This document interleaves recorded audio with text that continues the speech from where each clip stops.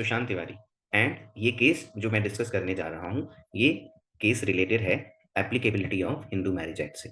ठीक है, तो हिंदू मैरिज एक्ट में हमें सबसे पहले देखना है कि भाई हिंदू मैरिज एक्ट अप्लाई कहाँ कहाँ होगा। ठीक है, तो यहाँ पर जब हम बात करते हैं इस केस की, सूरजमणि वर्सेस दुर्गा चरण हंसदा केस की, तो यहाँ पर हमें देखना पड़ेगा कि कहाँ कहाँ अप्लाई होता है हिंदू मैरिज एक्ट। तो सबसे पहले तो जब हम हिंदू मैरिज एक्ट की बात करते हैं तो ये अप्लाई किस पे होगा? हिंदूज पे होगा। ऑफ कोर्स सी बात है। लेकिन हिंदूज कौन कौन कंसीडर किए जाते हैं? तो इसमें हिंदूज हैं, वो तो कंसीडर किए ही जाते हैं। साथ में बुद्धिस्ट, वो भी हिंदू कंसीडर किया जाता है। साथ में सिख एंड जैन। ठीक है, तो इन सभी को हिंदू कंसीडर किया जाता है। इसमें फिर एक्सक्लूजन की भी बात करी गई। तो जो एप्लीकेशन वाला सेक्शन है वो सेक्शन 2 है, तो ये बताता है कि कौन कौन हिंदू है, प्लस ये भी बताता है कि कौन कौन हिंदू नहीं है, नॉट हिंदूज। तो कौन कौन हिंदूज नहीं है उसमें कहते हैं कि क्रिश्चियन नहीं, हिंदू नहीं है। फिर मुस्लिम्स, यानी उन पे अप्लाई नहीं होता, और ज्यूस पे। फिर इसी का सबसेक्शन 2, ये ट्राइबल्स के बारे में बात करते हैं। कहते हैं कि ट्राइबल्स पे ये एक्ट एप्लीकेबल तभी होगा अगर सेंट्रल गवर्नमेंट इसके प्रोविजन को एक्सटेंड कर दे ट्राइबल्स पे। कैसे? By gazette notification. ठीक है, गैजेट नोटिफिकेशन निकाल के अगर प्रोविजन को एक्सटेंड कर दे तब ट्राइबल्स पे अप्लाई होगा, अदरवाइज ट्राइबल्स पे अप्लाई नहीं होगा। अब एक यहां पर हम इसकी बात क्यों कर रहे हैं? बिकॉज जिस केस की हम बात कर रहे हैं उसमें दोनों पार्टीज ट्राइबल हैं, और यहां पर अपीलेंट जो है वो वाइफ है, और हस्बैंड जो है वो रिस्पोंडेंट यहाँ पर हस्बैंड है। ठीक है, तो दुर्गा चरण हंसदा हस्बैंड है। अब यहाँ पर हस्बैंड जो है वो पहली शादी उनकी हुई होती है, उसके साथ एक दूसरी शादी कर लेते हैं। तो वाइफ इनकी कंप्लेन करती है, शिकायत करती है कि इन्होंने सब्सिस्टेंस ऑफ फर्स्ट मैरिज के दौरान शादी करी है, सेकंड मैरिज जो वॉइड है, और इसी वजह से इनको पनिश करना चाहिए। किसमें? सेक्शन 494 ऑफ आईपीसी में। तो इन्होंने, बिकॉज पहली मैरिज सबसिस्ट कर रही थी, मतलब पहली मैरिज ऐसा नहीं हुआ था कि वो एंड हो गई हो, क्योंकि अगर आप हिंदू मैरिज एक्ट में देखेंगे तो बाईगैमी या पॉलीगैमी को प्रोहिबिट कर दिया गया है। तो अगर आप पॉलीगैमी करते हैं या बाईगैमी करते हैं तो वो पनिशेबल ऑफेंस है। तो इन्होंने इनकी कंप्लेन करी। हस्बैंड कहता है, यहां पर इशू क्या है? इशू यही है कि who is Hindu for the purpose of applicability of Hindu marriage act.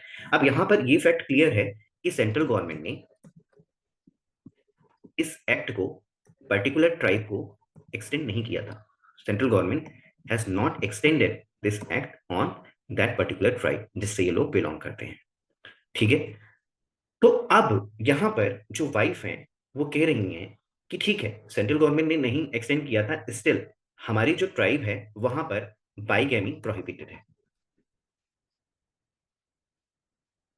तो जो एपिलेंट है वो क्या कह रही हैं कि हमारी ट्राइब में बाईगैमी प्रोहिबिटेड है, हमारे कस्टम में। ठीक है, इसी वजह से मेरे हस्बैंड ने बाईगैमी करी है। ठीक है, बाईगैमी का ऑफेंस बनता है, और अगर बाईगैमी का ऑफेंस बनता है तो मेरे हस्बैंड को पनिश करा जाना चाहिए सेक्शन 494 ऑफ आईपीसी में।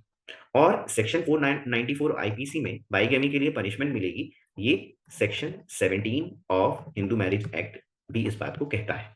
ठीक है, तो यहां पर कोर्ट ने क्या बोला? कोर्ट ने यहां पर सबसे पहले तो लोअर कोर्ट ने यही बोला कि लुक, आपका जो ट्राइब है उसमें कोई भी कस्टम, आपके जो ट्राइब के कस्टम में कहीं पे भी मोनोगेमी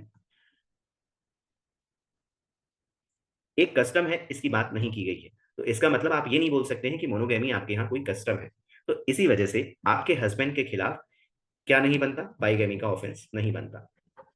बाईगेमी का ऑफेंस नहीं बनता, और वो पनिश उनको पनिश नहीं किया जा सकता। तो कोर्ट ने क्या कहा? The parties to the petition are two tribals who otherwise profess Hinduism but their marriage being out of the purview of Hindu marriage act does govern only by their Santhal custom and usages. और Santhal custom and usage में किसी भी तरीके से पाईगेमी पे prohibition नहीं है। तो वहां पर मोनोगेमी का कस्टम नहीं है, तो इसीलिए हस्बैंड जो है वो बाईगेमी के ऑफेंस के लिए उनको पनिश नहीं किया जा सकता है। ठीक है, साथ में कोर्ट ने ये भी कहा कि अगर आपको बाईगेमी प्रूफ करना है तो सबसे पहले आपको क्या प्रूफ करना पड़ेगा?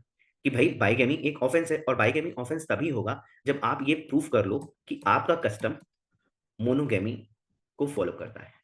ठीक है, और क्योंकि अगर आपका कस्टम मोनोगैमी को फॉलो करेगा तो जो आपकी सेकंड मैरिज है वो वाइड हो जाएगी। ठीक है, तो ऐसा कुछ भी वाइफ जो है वो प्रूफ नहीं कर पाई, तो इसीलिए हस्बैंड ने बाइगैमी का ऑफेंस नहीं किया है, और उनकी जो सेकंड मैरिज है वो वॉइड भी नहीं है। तो यहाँ पर बाइगेमी का ऑफेंस बनने के लिए सेकंड मैरिज का वॉइड होना जरूरी है।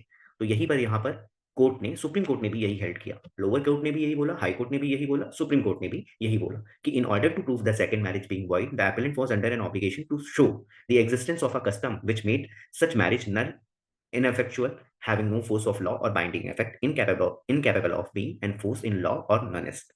ठीक है, the fact of second marriage being void is a sine qua non. Sine qua non मतलब क्या होता है? इंपॉर्टेंट है, एसेंशियल है for applicability of section 494 of IPC. तो आपको दिखाना पड़ेगा कि जो सेकंड मैरिज है वो कर ही नहीं सकते कस्टम में। तो ये रहा। ठीक है, होप आपको ये वीडियो से केस को समझने में आसानी